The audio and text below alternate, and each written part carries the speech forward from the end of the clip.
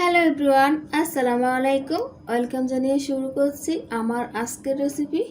আমার আজকের আয়োজনে থাকছে ইনস্ট্যান্ট চিতই পিঠা। আর এই পিঠাটা তৈরি করব সাধারণ একটা প্যানে, কোনো রকম ঝুট ঝামেলা ছাড়াই। চিতই পিঠা তৈরি করার জন্য একটি মিক্সিং বল নিয়ে তাতে দিয়ে দিব আমি 2 কাপ পরিমাণ চাউলের গুঁড়া।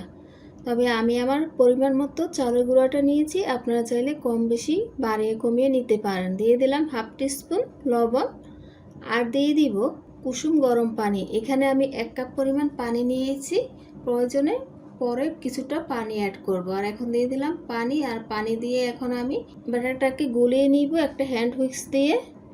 তবে চিতই পিঠা তৈরি করতে কুসুম গরম পানিটা যদি আপনি অ্যাড করেন, এতে করে আপনি পিঠাটা খুব সহজেই তাড়াতাড়ি হয়ে যাবে আর বেশিক্ষণ ভিজিয়ে রাখার প্রয়োজন নেই চালের গুঁড়াটা।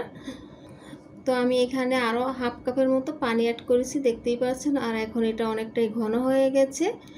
আর এখন আমি একটি প্লেট দিয়ে এই ডোটাকে রেখে দিব আধা ঘন্টার জন্য। তবে আপনাদের হাতে যদি সময় থাকে সেই ক্ষেত্রে 1 ঘন্টাও রাখতে পারেন, এতে করে পিঠাটা অনেকটাই সফট হবে। তো আধা ঘন্টা পর ফিরে আসলাম, দেখেন উপরে কিন্তু অনেকটাই পানি জমে আসছে। তো এখন এটা কিন্তু অনেকটাই ঘন হয়ে গেছে, দেখতেই পাচ্ছেন।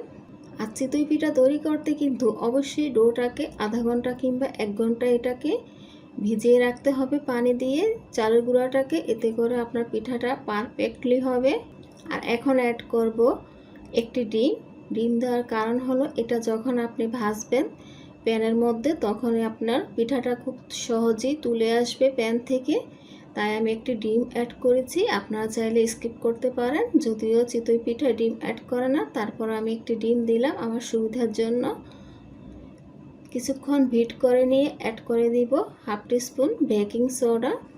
তো বেকিং সোডাটা অ্যাড করলে কিন্তু আপনার পিঠাটা অনেকটাই সফট হবে। যেহেতু ইনস্ট্যান্ট, সেজন্য আমি এভাবে করে দেখাচ্ছি।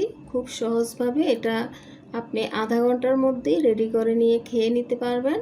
তো এদিকে আমি একটি প্যান বসিয়ে দিলাম, আর প্যানের মধ্যে আমি একটি ব্রাশ দিয়ে হালকা একটু তেল ব্রাশ করে নিলাম, এতে করে পিঠাটা খুব সহজেই তুলে আসবে। তো এখন দিয়ে দিলাম একটি চামচের সাহায্যে একটি পিঠা। আর এখানে নিয়েছি একটি সিলভার ঢাকনা, অবশ্যই একটি সিলভার ঢাকনা ব্যবহার করতে হবে, কাঁচের ঢাকনা না। তো পিঠাটাকে আমি 1 মিনিটের মতো বেক করে নিয়েছি। আর এখন খুব কাছ থেকে দেখে দিচ্ছি আমার পিঠার মধ্যে কিন্তু অনেকটাই ছিদ্র ছিদ্র হয়ে পড়েছে, আর এটা খুব সহজেই তুলে এসেছে প্যান থেকে, দেখেন। তো অলরেডি আমার পিঠাগুলো বানানো হয়ে গেছে। আর কয়েকটা পিঠা কিন্তু আমরা গরম গরম খেয়ে নিয়েছি, কারণ চিতই পিঠা গরম খেতেই ভালো লাগে। তাই আমরা কিছু পিঠা খেয়ে নিয়েছি, আর এখন দেখাচ্ছি বাকি পিঠাগুলো। দেখেন পিঠাটা কতটা সুন্দর হয়েছে, খুব ভিতরে কিন্তু খুবই ছিদ্র ছিদ্র একটা ভাব হয়েছে, প্যানে যে বানিয়েছি সেরকম বোঝাই যাচ্ছে না।